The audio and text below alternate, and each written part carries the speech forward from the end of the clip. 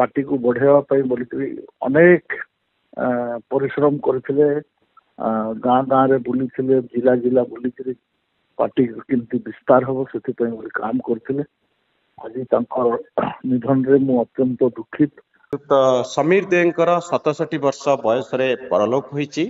समीर दे Bharatiya Janata party जड़े आगधाड़ी नेता थिले। पूर्वतन मंत्री विधायक अनेक गुड़िए गुरुत्वपूर्ण पदवी रही।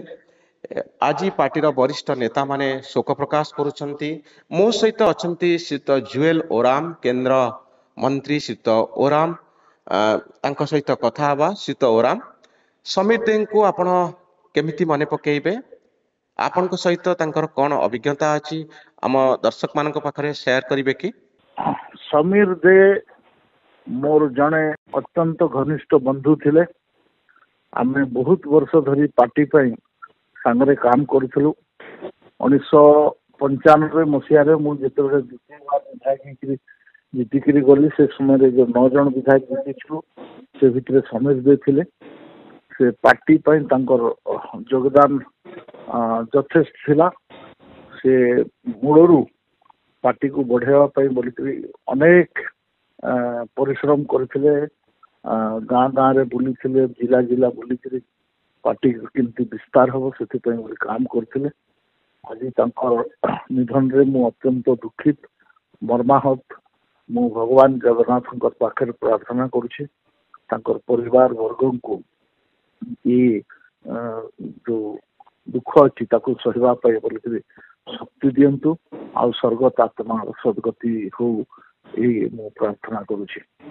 जोलाबू मु खाली एतिकी जानिया पई चाहिबी जे जेतबळे आपण विधायक थिले समीर बाबू तो जो राजनैतिक अभिज्ञता आपण को अछि आपण केमती मने पकेइबे समीर बाबू को सहित? नहीं समीर दे आउ किछि जो माने महेश साहू केवी सिंह एगुड़ा जो समस्त थिले सबने विक्रम बाबू आ मते मेनली विक्रम बाबू आम लीडर थिले। तो तांको सबने बहुत सम्मान सहित मानुथिले। आम जहाँ जहाँ परामर्श दौथुलु आम अभिज्ञता दृष्टि सेगुड़ा को सबने आम अमल करूँ। 9 जन मिसिकी ओडिशार हित पे पार्टी देशर हित पे सब बड़े विधानसभा कलेक्टिवली आम काम करूँ। मिली मिसिकी बढ़िया भाव में काम करूँ। उत्तम तालमेल रोला। मंत्री हिसाब रे तंकर भूमिका को आपण केमती देखिबे जोलाबू?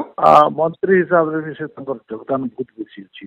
से माने अर्बन मिनिस्टर डेवलपमेंट मिनिस्टर थिला बेले भी अनेक प्रोजेक्ट से काम करिथिले। तार पर शिक्षा मंत्री आकार में अनेक संस्कार आनी। आज जो ड्रेस कोड देखुं ड्रेस पिंधिकी जो पिला स्कूल को ये समझ दे योगदान थिला।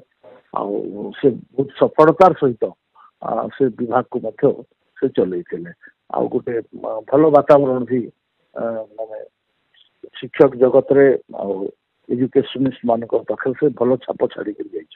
बहुत धन्यवाद जोल भाई।